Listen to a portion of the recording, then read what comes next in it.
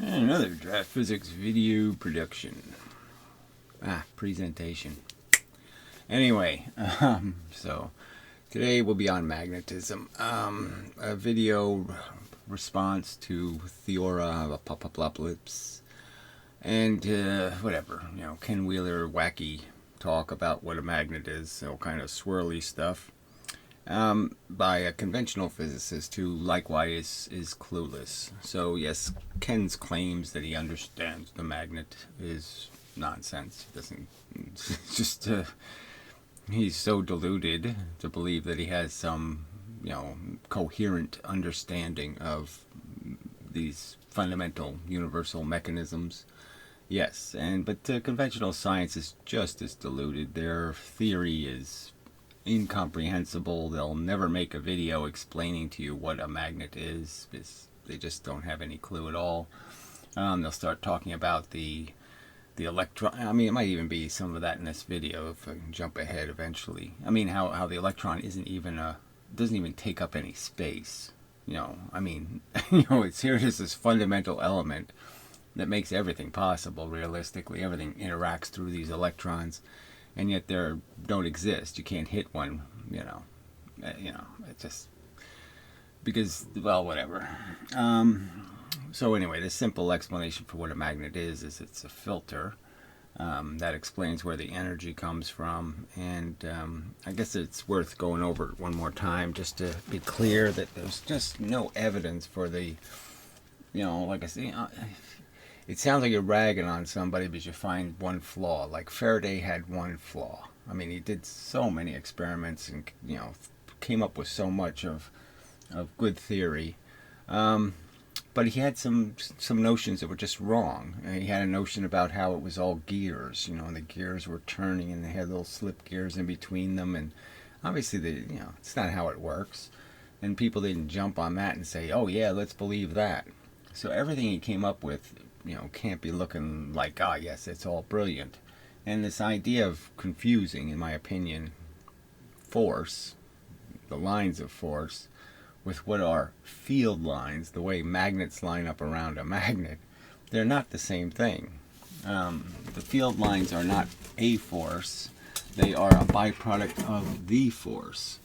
So this traditional drawing of a magnet in these field lines, right, where they say, the stuff comes out of one end, right, and it goes to the other end, this because they put an arrow on it, because magnetically it's significant, okay? It is a truth that it's significant which end is north and which end is south, because one end is repelling electrons, right? Electrons go away, and the other end repels protons, and protons go away, and vice versa. So yes, the lines are relevant to understanding, magnetic fields being able to induce electric currents. But it's really deceptive in terms of understanding what a magnet is. So there's absolutely zero evidence. I guess I should put an S on here. It's really not a bad drawing. Anyway, there's just nothing, no experiment, no anything that indicates there is anything flowing this way. I can put magnets here all day long and they will not be caught up in any current going this way. There's no motion this way. There's no anything going that way. This is just the fact that the magnets will line up opposite, okay, to the original magnet. So if I put a magnet in the field, it will tend to turn, and they should just say, why does it do that? But why does the south end go here and the north end go here? I mean, some of this you can figure out for yourself, right? I mean, I shouldn't have to explain this, because this is like not even complicated. That this magnet creates the magnetism in an iron filing. And even if these were little magnets already magnetized, they're still going to turn to orient opposite to this main magnet. And then this one's going to do exactly the same thing, okay? I mean, over here it's going to be south and north. And that would have a consequence that you could just sort of obviously see that, yeah, these will be attracted to this one, but these will repel each other. And that's the only reason why there's a line here. That's only the reason why there's lines formed around the magnet, is because where the magnets arrange, they will repel each other. And if I pile filings on top of the magnet, you've seen these drawings, right? I mean, I put a disc magnet in and I put goop on it or whatever, iron filing, it'll do this spiky thing, right? I mean, why is it doing that? It's not because there's lines of force or field lines going out this way. It's that the magnets are all lining up the same way, north, south, north, south, north, south, and they're repelling each other. And they're also fighting gravity, so that's why they're spiked. But I mean, they're just separated because they're the same orientation of magnet, and like magnets repel. So each one of these becomes its own little magnet, you know, each one of these rows of stuff, and they're all repelling each other. So they can't just fill the voids because they're repelling each other. So they just form little gangs, and the gangs repel each other. But there's no evidence of any sort of catastrophe almost. There's just no evidence of anything swirling around a magnet. No evidence at all. And then, you know, the even simpler argument. So then, you know, Faraday did his thing, and then Maxwell, you know, piled on top of it, and you know, maintaining this wrong assumption about what a field line is. But they both knew, okay, that if I made charges, right, if I made an electron and a proton, a positive and a negative, they knew this is how the force radiates. Okay, it doesn't swirl around the object. It doesn't move around the object. It doesn't do this. Okay, it doesn't go around it like this. It doesn't do any of that stuff. It radiates out at the inverse square law. And it's just a bunch of, this is actually how they calculate it. I mean, you can draw a certain number of lines to represent the density of the force, and then you can realize as the lines diverge, this will tell you, you know, your R squared rule will be kind of made out of that divergence squared, because it's diverging in both directions. So, and they know, you know, they can figure out that if I took two of these charges, right, and I put them next to each other, uh-oh, that's going to be difficult to fix. Where'd it go? Oh, he went way over there. Oh. Technicalities. Oh. Too old for this shit. Too old. Tired of everything. Sick and tired of it. Alright, so anyway, so if I made two charges, we know this is how they radiate, right? And so if I put another charge right next to, so if I was able to put a negative charge right next to this, this is the negative of the electron, this will be the positive. If I put a positive charge right next to this, we know that essentially it's going to do the same thing. And we know that these rays, this force that comes off of these two objects, has exactly the inverse effect on a proton or an electron. So if I put another proton or electron out here, if it'll be attracted to this and it'll be repelled by that. And that's exactly how it'll behave. And if I took another pair, okay, of charges, and I could just make them smaller, you know, I could make a smaller electron and I could make a smaller proton, they could figure out that it would line up just like magnetic field lines. Now, they know, okay, that there's not any extra thing going on here. These are just radiating this force. And the force is either repulsive or attractive, depending on whether it's an electron or a proton, and they're inversely related. So they know I could build this out of a charge, and I could build something that will behave exactly like a magnet. So why are we having a conversation about any of this nonsense? We know that's not happening. This is charge, and the only lines of force are directly coming out of the object like sunlight. They're just radiating out of the object a force that, in the case of the electron, for this proton, if there's an electron here, it will be attracted, all right, but if it's a proton, it will be repelled. And that's the magic of it, right? We know the force has this effect. The like bodies will repel, and the unlike bodies will attract. and the inverse happens at the other end. It's just like a magnet. A magnet will do exactly the same thing. So why the confusion? Charge is what charge is magnetism, and the only difference is when you separate the charges, you call them monopoles of charge, and when you smash them together, okay, then you have a dipole, and that's it. So you dipole charge and you have magnetism. So there's only two configurations. They're charge separated by a distance and charge combined, and those are your only two phenomena. That's electricity and magnetism. That's the distinction between the two. There is no field difference. There is no force difference. There is no magnetic field and electric field. There's just the charge fields. They're the only things that exist, and they radiate from the object from the inside out. That's it.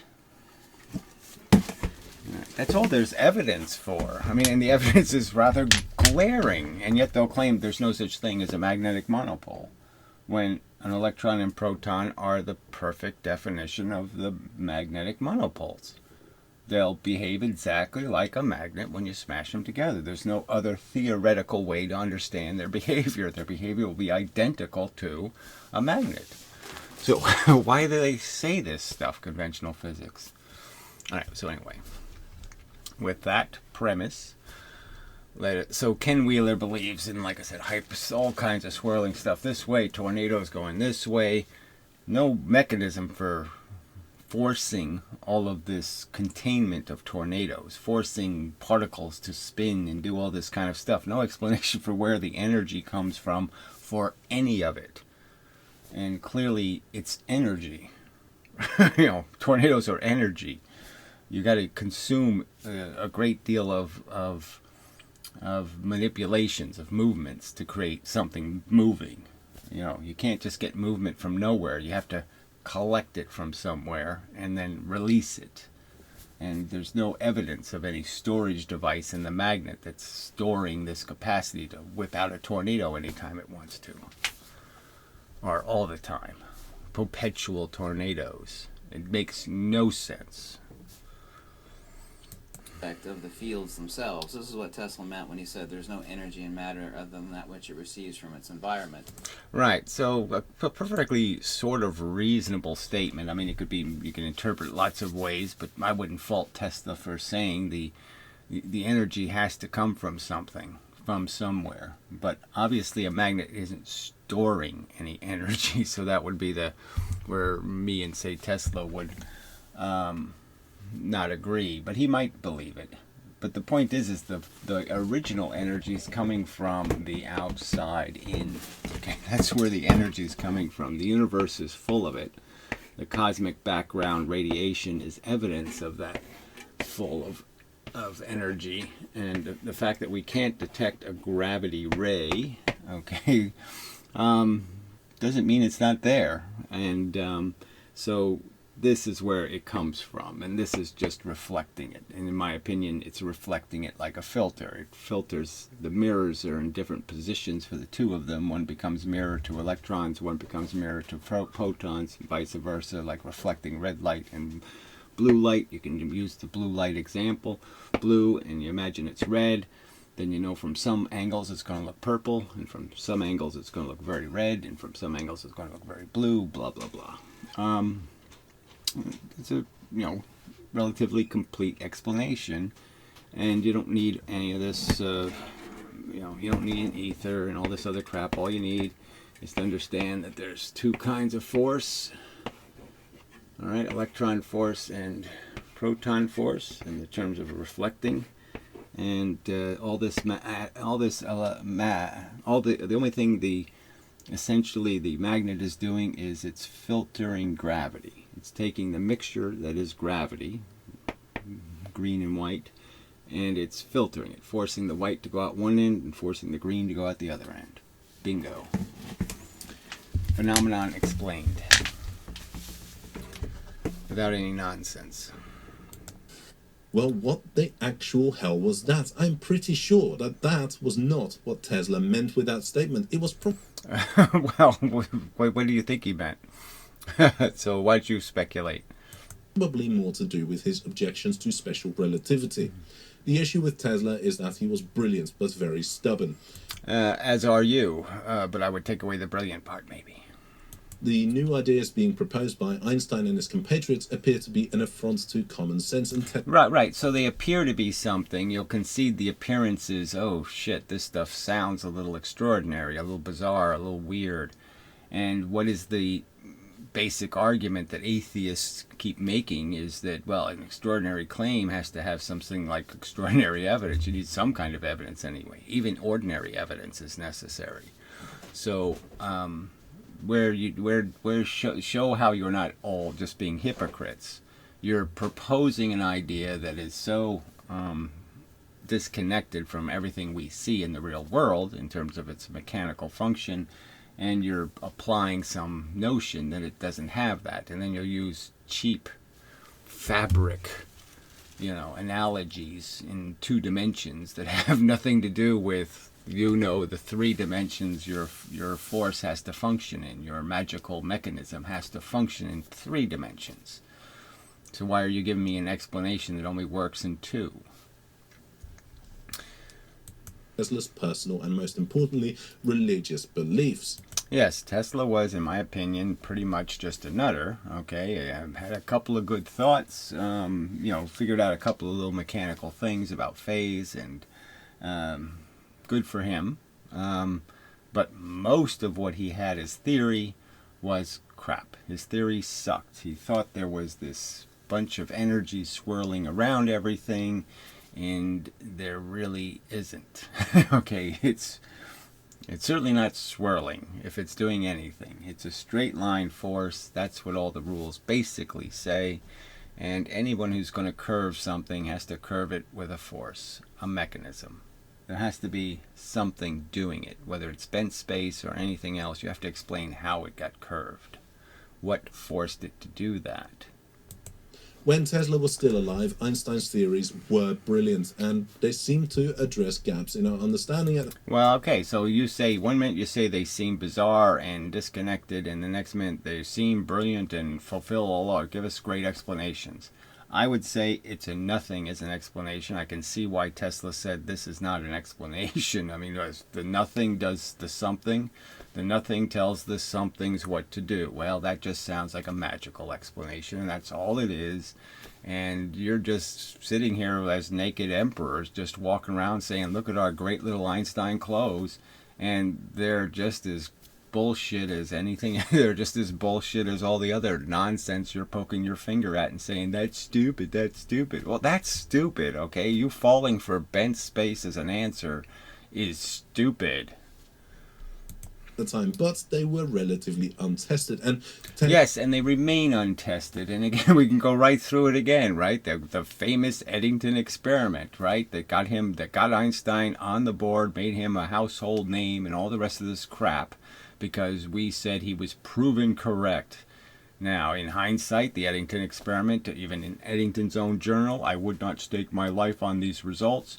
I mean, lots of reasons to suspect that they, all kinds of chicanery to force Einstein to be right, all kinds of evidence that Eddington was about one of the only 3 people in the world who actually thought Einstein was right.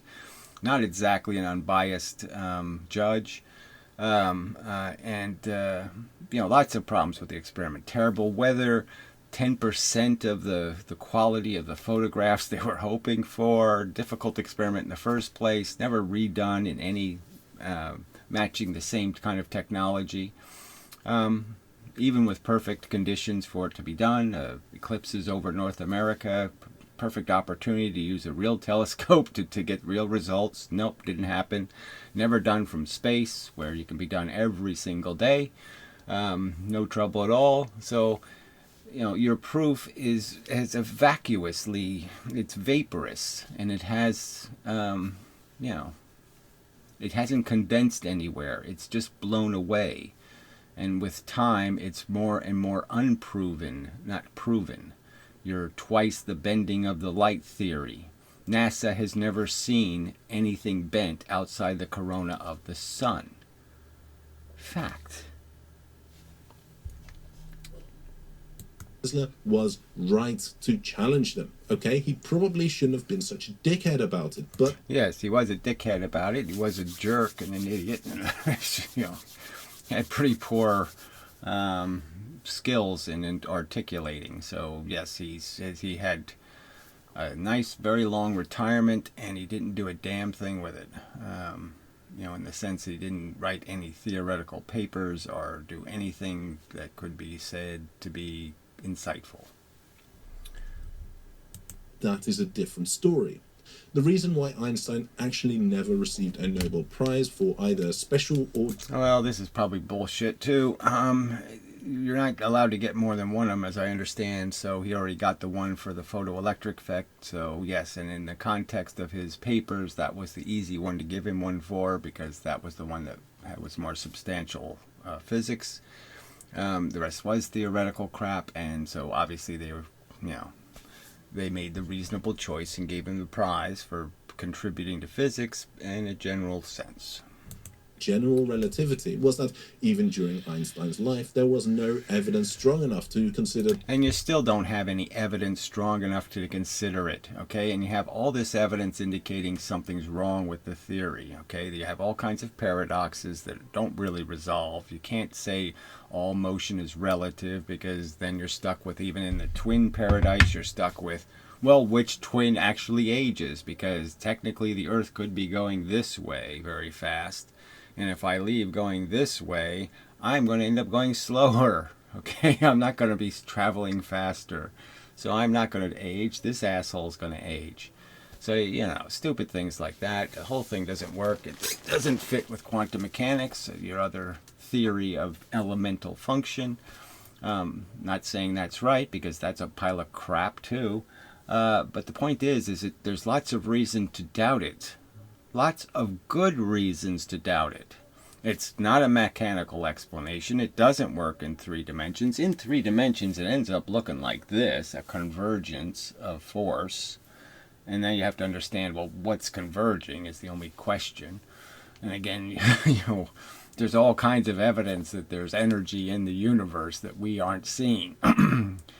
We didn't see the cosmic background radiation for, like, whatever, the whole history of human existence, you know, until the 50s.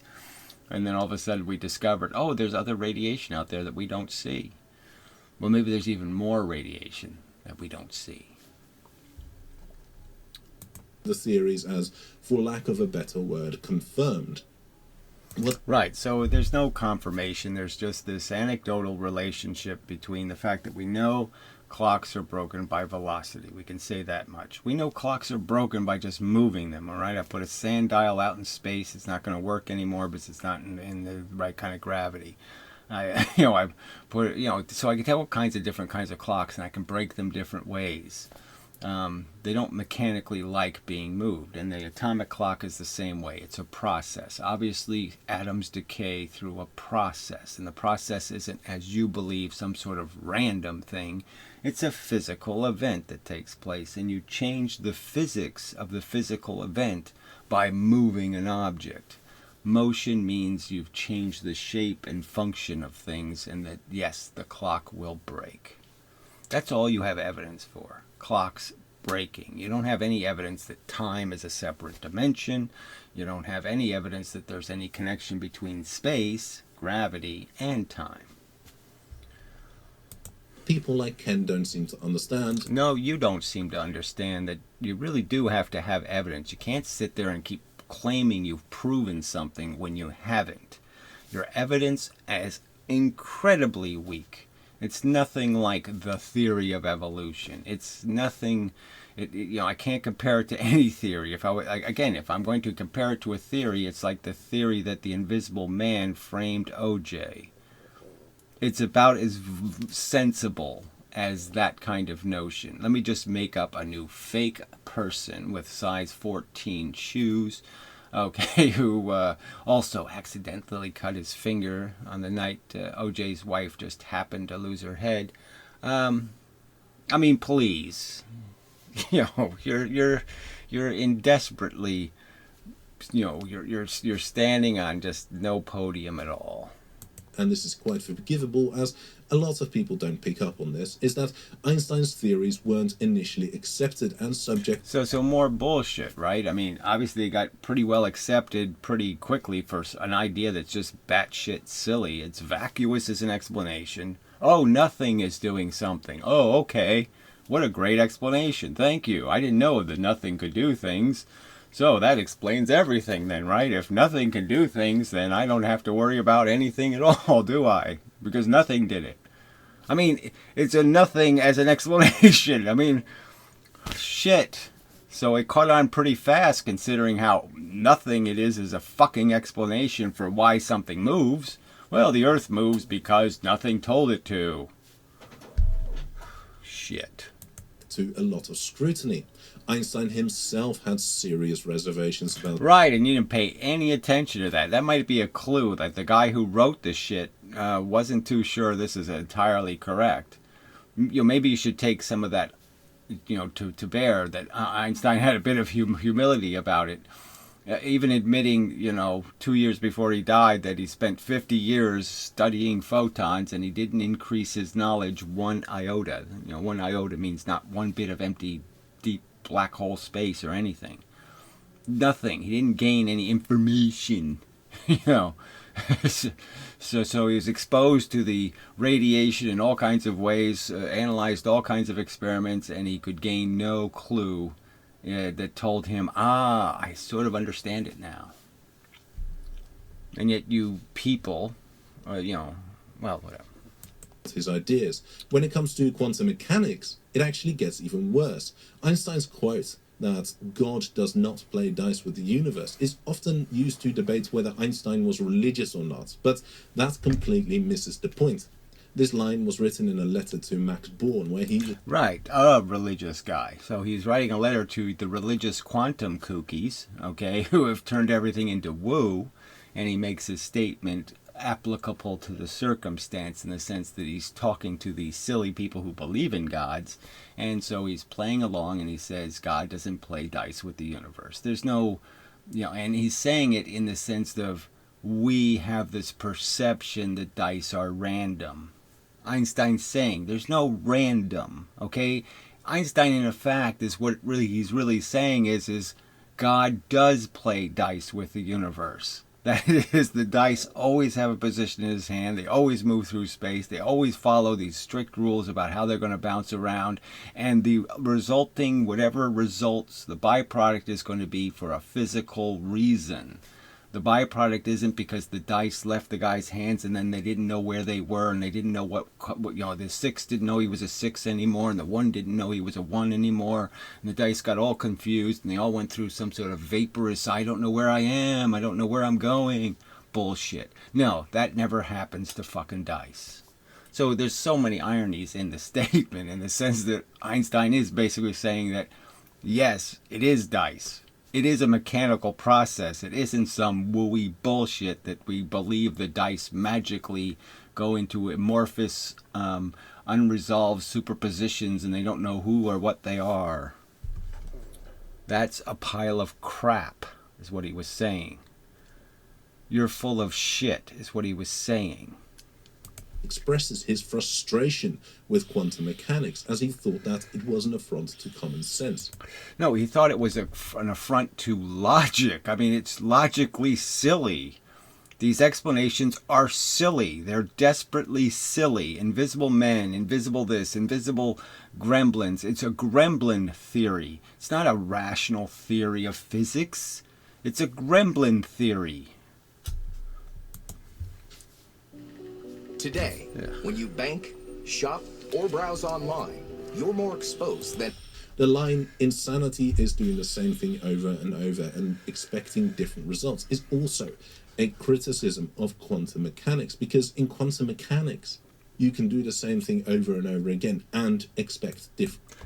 Yes, exactly. So that's their theory. They really don't believe in a physical universe and physical laws. So as much as they preach them, as much as they have them in their formulas, they don't believe in them. They don't believe that things are in places, that things have a position in space, that there is anything called space, in the sense that there's somehow distance is arbitrary and we can just make more of it anytime we want, and we can make less of it anytime we want. We can drill wormholes through pieces of paper, and therefore we can fold dimensions. I mean, they're just making up a frickin' fable. It is a silly frickin' fable. They might as well talk about talking fish. You know, they went out fishing and the talking fish told them, you know, gave them some good, you know, advice on getting a home mortgage. And, you know, this is all this is. And I don't know how you can see it as anything else, because it is so under evidence. There's absolutely no hard, real, good evidence, okay, that anything's ever superimposed anywhere, that anything is ever said, I'm in all these places at once. No.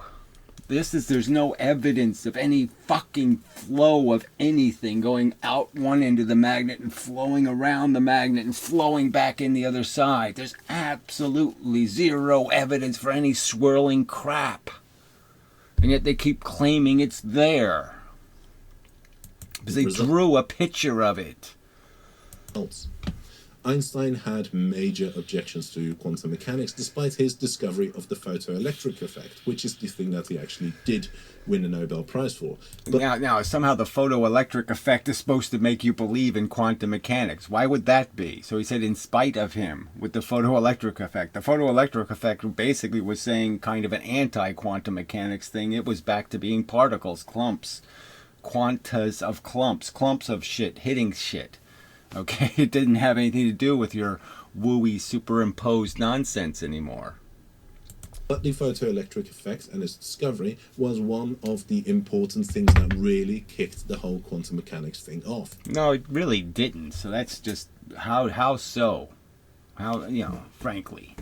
It was the anti-wave theory. It was the one that sort of just said, no, these are clumps of energy. It's not some clump of wave. Einstein was not alone. Although devised by Einstein, Erwin Schrödinger presented the eponymous cat in a box as a means to illustrate his objections to... Well, Einstein despised, you know, frankly, they did work together, so maybe they didn't like each other, but the fact is they did do some collaborative efforts at persuading physics not to be silly. So again, this is so ironic, right? I mean, he's basically admitting, look, if you look at the history of this whole thing, it is kind of bullshit. Because the guy who invented this equation that we've put all of our investments in, you know, we've just totally invested in this silly equation.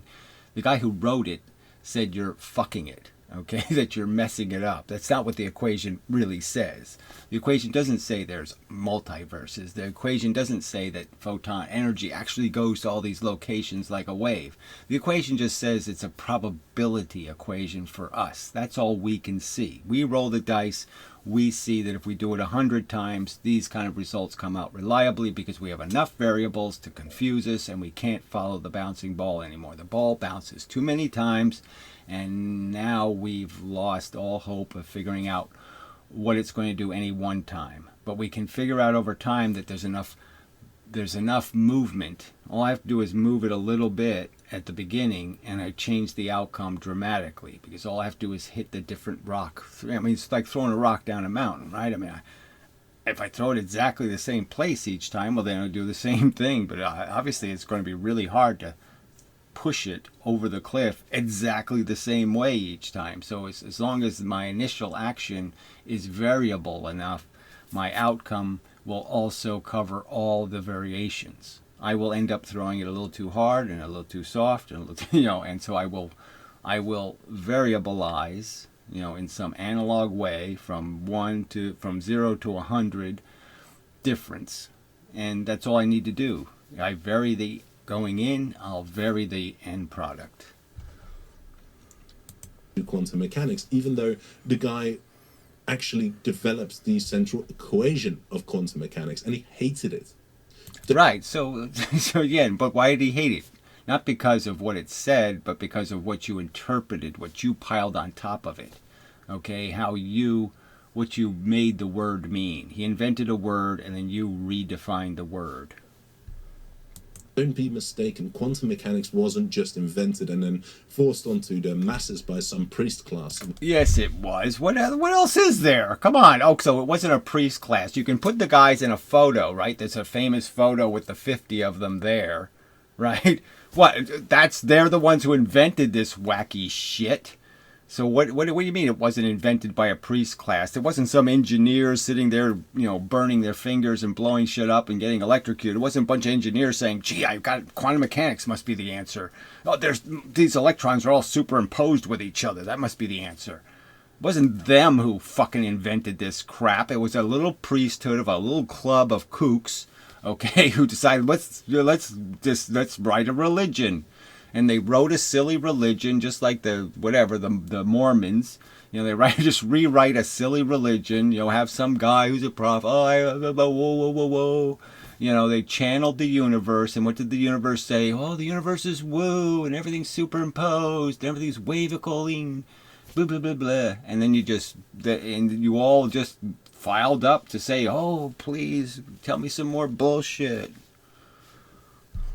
So you got the masses to bow to bullshit because you got the PR machine was impressed by these potheads and decided, oh, they can't be wrong. They're too smart to be wrong. They're too smart to be full of shit. They're too smart to make a mistake, like Faraday. In the way that pseudoscience nutters will have you believe. The founding fathers were deeply troubled by what they were discovering. So one minute he says there was no priesthood, there was no founding fathers, and then he says, but then he uses the word founding fathers. I mean, so I should do what he did to Ken Wheeler, right? So I should have him say something, and then I'll just play the clip, whatever, 14 seconds later, where he says, yeah, they were a bunch of founding fathers. Yeah, it was a club. Yeah. Yeah. And the whole thing was invented in isolation. It was invented in a little ivory bubble tower that had nothing to do with science, generally speaking. It just had to do with this little club of scientists who decided, no, this is the one we're going to go with, this woo theory. Did not believe it.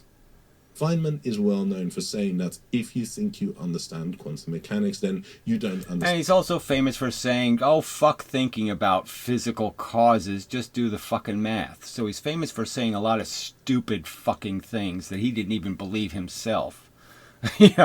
Because he just didn't want to have to deal with the fact he had no clue. So we could all go watch his 5-minute answer to what a magnet is, where he basically says, I can't explain it to you unless you go to college. Pretty much. And start believing in all the bullshit I believe in. But I still can't explain it then. So I'm just going to evade having to answer the question because I have no fucking clue. So instead of just saying, our theory is a little wacky, it has something to do with electrons that spin, but they don't really spin. I don't know. They have some sort of momenty thing, but I don't even know how they have a moment. Doesn't make much sense. Yeah, forget it. We have this whole swirly atom thing, right? We invented this whole swirly atom thing because it looks like a solar system, and we're sticking with it. But yeah, it does make you wonder. Makes me wonder. Yeah, maybe you got that one wrong too. And quantum mechanics, and here it actually restates a line by Niels Bohr, one of the founding fathers of QM, who said, anyone who is not shocked by quantum mechanics hasn't understood a single word. Right. So you're again, it's an extraordinary claim, and you don't have even ordinary evidence. That's the simple truth. And yet you're still preaching it to people as if I'm going to humiliate you if you don't believe. If you don't believe with us, we're going to mock you and pretend that you're a science denier and you're just not progressive like us. I mean, you're just crystal talking loonies. It's like the Hare Krishners somehow got elected into office and all of a sudden they're running the government or something. It's just like, what the fuck? How did these assholes get power? How did this nonsense bullshit get power? I mean, if you're not shocked by quantum mechanics, hasn't understood a single word. I mean, he's basically conceding, well, what we're saying is really sounds kind of stupid. Yeah. But we're going to pretend we have a whole bunch of evidence saying stupid is right. when you don't have good evidence. Your evidence absolutely sucks. Your gravity lens is the wrong fucking shape and you don't even pay any attention. I mean, the obvious defects in your theory. Of course, it is now over a century since the ideas were formulated, and we are still trying our best to prove Einstein and his compatriots wrong. And so we're still trying to prove Einstein wrong. Well, see, Einstein unfortunately, he didn't have a competing theory. That's what he was looking for. He was looking for this answer, frankly. I mean, I found what Einstein was looking for. I mean, it's just, it just happens that it happened to be me. The mechanical explanation. It's pretty easy to find, frankly. If I could find it, it's pretty easy to find. It just seems like none of you guys looked very hard. Have looked very hard. But your proof gets more and more abstract. You keep making, I did it, we did it, gravity waves. Did you really prove you did it? Did you demonstrate this thing? Did you ever demonstrate that you can measure 1/10,000th of the diameter of a proton?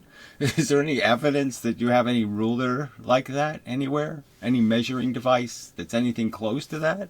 No, but you just make the claims. You're full of claims and your evidence is lame. It's look, you can go all the way to like the positron, right? I mean, we discovered the positron. Well, the truth is, and they gave a guy a Nobel Prize for it, right? But the trick is like 6 guys before him did exactly the same experiment, right? Had the same kind of results, and they all said, it's probably a proton. It's probably a proton. It's probably a proton. Probably a proton. So all of a sudden, because this guy didn't say it's probably a proton, he was willing to say it's the antiparticle. Okay, so, but there's really no difference in the evidence, okay? So there's just a difference in the interpretation of the evidence. So it was completely reasonable for people to interpret the experiment and say, it's just a proton doing something a little wacky. That was reasonable. And yet all of a sudden one day it became unreasonable. Why? Nothing really changed. It's just that they put it together. They said, well, it's Dirac's antiparticle. Now we can give everything an antiparticle. So far, we have been failing miserably. The whole narrative around Tesla is completely warped. Tesla struggled with the ideas of special relativity, general relativity, and quantum mechanics. He struggled with the idea of energy conservation. I mean, he struggled with some really simple ideas like lightning doesn't travel very well. It always seems to want to go into the ground. He struggled with understanding that you can't shoot energy into the ground, okay, and expect the ground to become highly charged all across the earth. You can't change the ground potential of the earth. But he didn't understand them. People forget that Tesla was an engineer. He was a genius. After all, you have to be brilliant to have a standard unit of measurement named after you. But okay, so we all know that's not true either. So blah blah blah blah blah. Whatever. He was an engineer, and he was not a very good physicist. I.e. the ether. So whatever that even means. Clearly his theories were incoherent. I mean, they just didn't make any sense. There wasn't some river of energy that's flowing all around us and we can just stick a stick up and pick up the energy. I mean, it's just not the way it works. As meant and implied, of course. One cannot understand the field incommensurability of a magnet without grasping the magnetodielectric hyperboloid at a fundamental level within your mind. Inertia cannot be... What were you talking about here, then? That this is the South Pole on the left, and this is the North Pole over here. All right, so he's just pointing out how, 1 minute Ken Wheeler says there's no such thing as a pole, but he obviously uses those words. He's just claiming it's not a pole. I don't know what that even means because, yes, the description is the definition. I mean, the map is the territory thing in the sense that we use the word pole just to recognize that two things are not the same thing. We call it polar when two things aren't the same thing. Head is different than feet. I'm polarized. I mean, it's not that complicated a word. So, yeah, but I mean, look, it's just this little, I got just bullshit like I said, I could do the same thing to him where, quantum mechanics isn't a cabal. Well, this is a picture of the cabal. you know. Topos, meaning place or location. Okay, here he refers to something called a block wall. Just remember this because I'm hoping that he will try to describe what a block wall is at some point, and I can assure you he's going to fuck it up. I can assure you that he would fuck it up if he attempted to explain it. Because again, they don't understand what magnetism is. In the sense it's a bunch of atoms piled up on each other with a certain orientation. And the black wall just means, the block wall just means that you're going from ones that are heads, tails, that way to heads, tails, the other way. No, they're all going the same way. You're just halfway between. You're at the halfway point between the magnet. That's the block wall. Sorry. Actually, have the superimposition of the conjugate magnetodielectric, the magnetic outline. Experiments, I have been producing hydrogen, in which case I need to have a chat with my safety coordinator because that... Alright, so he was talking about Ken Wheeler superimposed an image of his magnetism thing on top of a galaxy just to point out that these galactic jets are the same kind of idea as magnetism. Now, he wasn't saying magnets are producing hydrogen. So again, this is how they debate. They can't even... Ken Wheeler is so preposterous and so full of shit in his language and his jargon and everything he says, and yet they have to pervert it. So they have to take that perversely bizarre language and then even pervert it more to make their argument. They somehow can't just take it on as it is. They have to imply that Ken Wheeler was saying something he wasn't. There's no point in putting those words in his mouth. Ken Wheeler wouldn't say this neodymium magnet is creating hydrogen. No, it's not what he was saying. Does not sound safe. From the point where there is nothing at the center, here we have the unmanifest, non-Cartesian ejective supermassive black hole, and of course, like I said, a black hole is not. So it's ejecting black holes, but a black hole is neither black nor holy. Oh god damn! This is so bad. Neither black nor is it a hole. But and of course, the galaxy would be the plane of inertia right here.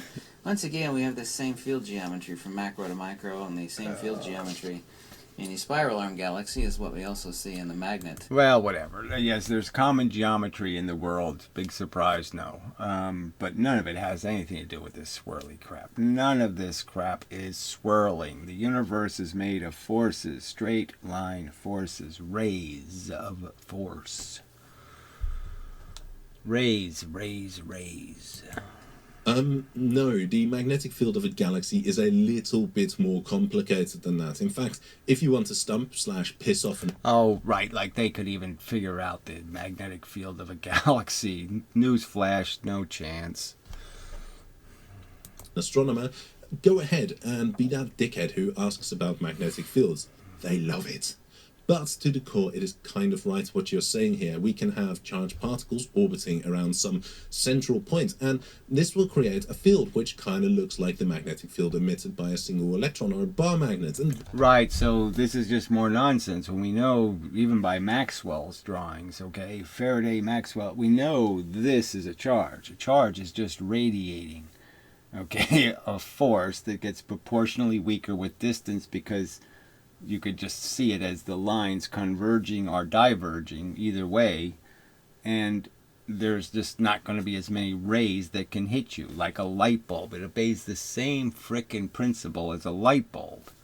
Yes, there's more light the closer I go to it because I'm blocking more of the space that the light's going to. I'm consuming the photons that would miss me at a distance, obviously. This is cool. You see this when you compare, say, the magnetic field of the Earth to that of a bar magnet, or even a single electron. But you very quickly run into trouble when you treat these as the same. The Earth's magnetic field is created by swirling, twirling, conducting materials, and well, says you, okay, but whatever, fine. I mean, I don't think the swirling, burling, bullshit has anything to do with magnetism, but whatever. field of a magnet is caused by long-range ordering of atomic spins. So there he goes. Long-range ordering of atomic spins of an object infinitesimally small. So small it doesn't have any dimensions, and yet photons interact with it. When it comes to the magnetic moment of an electron, you run into trouble. Oh dear. A little bit of a money whore. Want to eat? It is easy to imagine that an electron is a little ball that is rotating about its axis. Well, it's easy for you. Doesn't seem that easy to me. To me, it's doing one thing. It's radiating a force like a light bulb. Why do I need to spin it? Why do I need to do any of that crap? Oh, that's right. I don't need to. It does one thing. It holds a negative charge. It's not a dipole. It's not any of this crap. It doesn't have a north pole and a south pole and all that crap. And this ball has some charge. Then you could take a volume element dV, and this carries some charge dQ. And if you trace the path of this volume... So I put a charge inside of a charge. I mean, why would I do that? It's already charged. There's no turning on and off or flickering or there's no any of that necessary. It's an object in space, and the proton and the electron are allergic, and they feed on the opposites. Okay, one of them eats oxygen and poos carbon dioxide. The other one eats carbon dioxide and poos oxygen. As the electron rotates, then you draw out a loop. So we have a charge moving around a loop, which is a current loop, and we know that... So again, this idea that has to be some association between charge and motion, like somehow the charge needs to move. It only needs to move if you want to push electrons in a wire. You want to make them move, keep moving, you're going to have to keep moving to push them. There's no other way around it. Yes, you have to move a charge for the charge to do anything else but become equal to the environment. So if I stick something new in space, it takes up that new amount of space, and the space, you could say, expand, and everything reacts to the fact that it showed up, and then everything just acclimates to its existence and says, okay, fine, it lives there now. It's occupying that space, I can't occupy that space, blah, blah, blah. That's it. Unless this moves around, well, then it keeps disturbing me. Then it keeps affecting how I'm going to get affected. So if it moves, it's going to affect me. If it stops moving, then it's not going to be affecting me anymore. I mean, that seems kind of obvious, right? Yeah. It doesn't have anything to do with spinning or doing any of this crap. This produces a magnetic moment. But here comes the problem. All indications are that electrons are zero-dimensional objects. This means that they do not... So all indications, and that means our mathematical equations would prefer it that way. That's all it means. There's no all indications. There's no indications. There's no experiments that say electrons are zero-volume objects. There's no indication anywhere. None. But to make electrons fit with the rest of their wacky physics, like they can have an infinite amount of bent space. They can bend the fabric an infinite amount because no one figured out there's any limit to how much gravity you can have. So we can just make an infinite well. We can dig forever. When even like on the Earth, no, you can only dig so far and then there's no more dirt to dig. Have a finite size, and they do not have an axis to rotate about. Yet electrons still have a magnetic moment. Now, yes, whatever. And the magnetic moment is some sort of, again, somehow the electron has a polarity, right? It has two poles or something. It's some way it can moment. That there's it's a lighthouse, and the light turns on, and the light turns off, and the light turns on, and the light turns off. There's no reason to believe any of this crap except their stupid math. For this spinning ball model, because of that, we still refer to this property using the words spin magnetic moment. However, the electron is definitely not spinning. So they're supposed to say, this is my nice coherent counter-argument to Ken Wheeler's absolute nonsense. I'll tell you about how it's spinning and how it has a magnetic moment because it's spinning. And then I'll tell you, no, it's a it's a zero space particle, okay? It's basically nothing, and it's not spinning. It's spinning, but it's not spinning. It's lighthouse is turning on, turning off, but it's not spinning. It's just turning on and off or something like that. It's magnetic moment. Magnetic moment. It has a magnetic moment. This is just showing two magnets actually being brought All right, together, well, and that's- of course creating one magnet. I think we're all done here. Yes, of course, that's what magnets do. They pile on. You can magnify the magnetism by adding atoms that are polarized. They have their electrons on one side and their proton on the other side. And, that's all it is. So anyway, yeah, so enough of a video. I just don't know why you people are so convinced that this wacky crap that conventional physics serves you has any credibility. When, again, the evidence is... You can't find any real evidence, like any good evidence, any good fossils. The fossils are like, they're holding up this piece of stuff, and they say, well, this is the skull of a Hugobarosaurus. And, yes, it's a little deformed by the contractions of the fossilization process. And, yes, it has no appearance of it being a skull, but that's what it is. Because I'd like it to be. Because then I can say, I found it. I found this very important fossil. Yes, it's just a rock, but I can fool you people, right? I can just tell you a story about what the rock really is. And you'll believe it. Because I told it to you in such a special way. Anyway. Fuck. Yes, just... crazy fucks to the right of me. Crazy fucks to the left of me. Crazy fucks in front of me. Oh, woe is me. I mean, it's just... this is like just poetically ludicrous. Yes, ludicrous. Ludicrous. Ludicrous. Just wherever you look. You people are ludicrous. Yeah, that's it. I'm done. So, till the next adventure in fighting ludicrous. Ludicrosity. Ludicrosity.